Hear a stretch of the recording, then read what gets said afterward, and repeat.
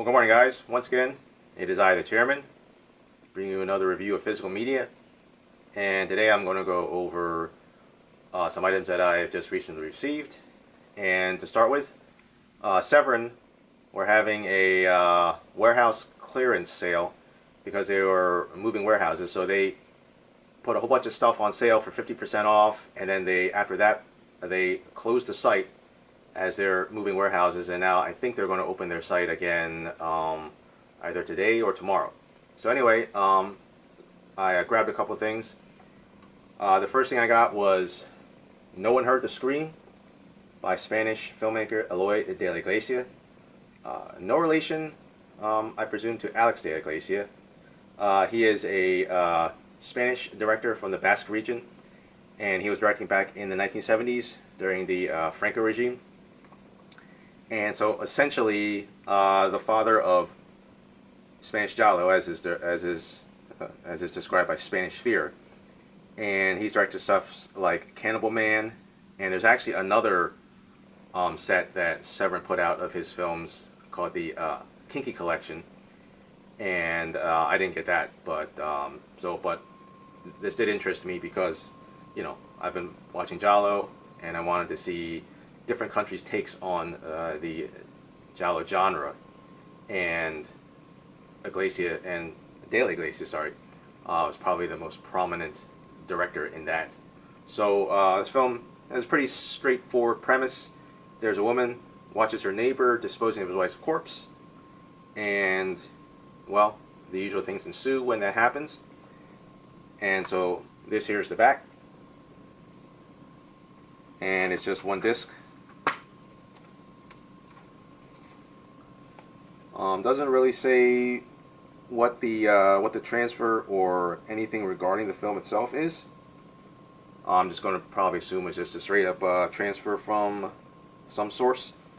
If it doesn't say that it's from the original camera negative, I'm going to assume that it's not. Otherwise, they would usually write it. But anyway, so that's No One Heard the Scream. And also from Severin, this film, I've been keeping my eye on it, because with a name like Byleth, Demon of Incest, well, one has to be intrigued as to what the premise of this film is. And this is also, I guess you could call it a giallo, or at least it's Italian, and is described thusly: the ultra rare Italo Shocker on Blu-ray for the first time ever, and described as one of the most bizarre Eurosly sickies. There's a guy who's a duke. He's consumed by unnatural lust for his beautiful sister. There's sex, voyeurism, demonic possession, giallo-style violence, and you get the sumptuous yet insane rarity that the Wild Eye calls intriguingly different and endearingly odd for Italian horror aficionados. So that sounds very intriguing, interesting. Not quite sure what to make of it until I watch it, but it's now scanned in 2K for negative elements, so looking forward to that. And this is from 1972, directed by Leopoldo Savona. So there you go. And then Kino was having a while supplies last sale, so I'm assuming these are items that are going out of print.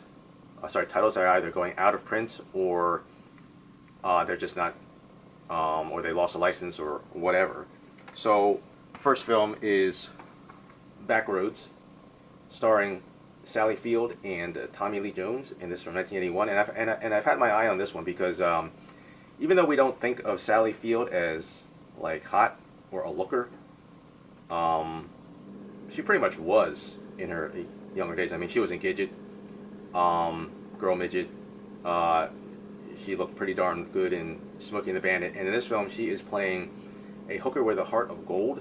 I mean, are there any hookers without hearts of gold in films? But a different kind of cast, a different kind of role for her. And she meets up with Tommy Lee Jones' character, and they're on the road, as the title suggests, going from the South to California. And I guess it's just your typical kind of road movie where relationships develop, things happen, and so it just sounds like an interesting kind of character piece that you don't get nowadays, but what was very popular during the 80s. And this film is directed by Martin Ritt, who directed Sally Field in Norma Ray, and also directed HUD, so the Paul Newman classic, and Paris Blues. I don't think I've watched Paris Blues before. But anyway, so this is Backroads. And the other film I got was Steaming. Now this came out from Scorpion, which I'm pretty sure is a sub-label of Kino's. And this is the last one directed by Joseph Losey, who is a very famous English director. And so this came out in 1984, and it stars, as you can see, Vanessa Redgrave, Sarah Miles, and Diana Dors, I think, and also her last performance as well. But anyway, so here's the back cover, and so the story revolves around a group of English female friends who gather at a steam bath to talk about their lives and stuff going on with them. And so the problem is that the steam bath may be going out of business, so these girls get together and try to figure out how to save the steam bath, which is run by Diana Dors' character. So if you can imagine women in a steam bath, well, there's probably going to be a bit of nudity in it, and yes, there is. And so definitely got that to look forward to. And speaking of nudity, we have also probably the most well-known film of any of the ones that I'm talking about today, The Woman in Red, classic 1980s comedy starring Gene Wilder and Kelly LeBrock. And Kelly LeBrock was on fire during that period of time, being in this movie and also Weird Science.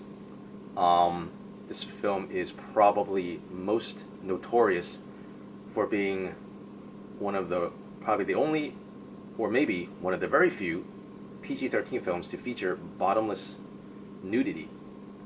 And this was in 1984, so the PG-13 rating had just come out, and the ratings board, the MPAA, I don't think had any idea how to rate films for what was PG-13, so they let lots of stuff go, and they let the nudity in this film go. Almost certainly would have been rated R otherwise, but I saw this when I was maybe like 11, 12, and yeah, seeing Kelly LeBrock get out of bed and with no undergarments on underneath was pretty interesting, I have to say. But definitely looking forward to giving this a watch again after all these years. And actually, the cast is pretty good. We have obviously Gene Wilder, Charles Grodin, mainstay of these 80s films, Joseph Bologna, Judith Ivey, and Gene Wilder's wife, Gilda Radner. So basically, it's a standard story. Gene Wilder plays a guy who looks like he would have no chance in hell of being able to land a girl like Kelly LeBrock, and they get into an affair. Stuff starts happening. The usual hilarities ensue, as is wont to happen in these kind of films. So this is A Woman in Red. If you've never seen it, it's just a fun, funny kind of film, lighthearted. I mean, there's nothing mean or nasty or in any way bad about this film. It's just one of those films that, hey, even if she does show pubic hair, it's all good. It's all good. So so that's Woman in Red, and definitely looking forward to giving all of those a watch and letting you know what I think about them. So that's that. And I'll probably follow up later this week with a couple other review type videos discussing a few films in length. So you have that to look forward to. And until then, enjoy watching physical media, and I'll talk to you later. See ya.